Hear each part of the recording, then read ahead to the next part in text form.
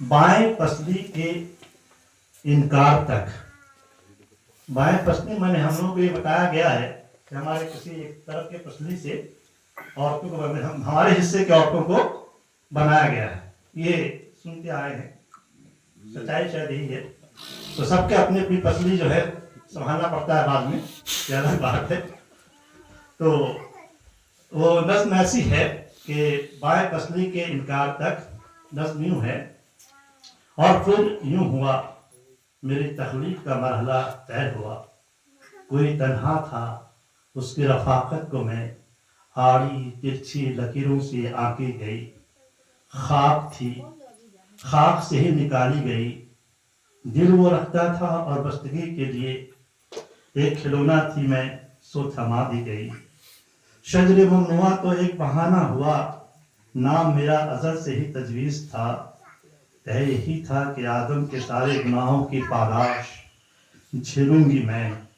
سر پر رکھے گئے سارے الزام چپ چاپ ڈھونگوں گی میں. ایک سازش تھی یہ, ایک سازش ہے یہ, کارسازی کا ہی نام دے دیں اسے, جب تک بائیں پسلی کو انکار کرنے کی توفیق نہیں. یہ ہے شہناز نبی کی نظم. اب تانسی تحریک اور تانسی ادب دو الگ چیز ہے. تھوڑے حیرانی کی بات آپ لوگوں کو ہوگی, دو الگ چیزیں ہیں. جس روز سے دنیا کا آغاز ہوا, ماں ہوا اور باقی چیزیں آئی, تو اگر ہر مرد کی دعا, ہر مرد کی خواہش اللہ تعالیٰ پوری کر دیتے تو اس دنیا میں عورتیں نہیں ہوتی. میری بات سمجھیے گا. کوئی بھی مرد شادی کے بعد یہ نہیں چاہتا ہے کہ اس کے گھر بیٹی پیدا ہو.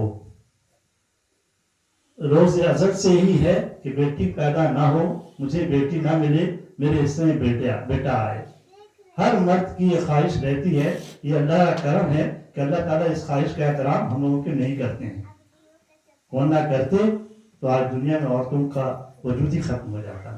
سب چاہتا مرد ہو, لڑکا ہو. لڑکا ہی ہوتا کیونکہ لڑکا ہونے پر خوش ہوتے ہیں, اور لڑکی ہونے پر کہتے ہیں میں خوش ہوں, مجھے پرابلم نہیں ہے. حالانکہ کوئی پوچھتا بھی نہیں ہے کہ آپ خوش ہے کہ نہیں ہے, میں بہت خوش ہوں, مجھے کوئی پرابلم نہیں ہے. اب اس دن سے عورت جب آ گئی اور عورتوں نے جینا شروع کیا, تو ہم لوگوں نے عورتوں کو وہ عزت, وہ مقام عطا نہیں کیا. اچھا, میں ہندوستان کی بات نہیں کر رہا ہوں.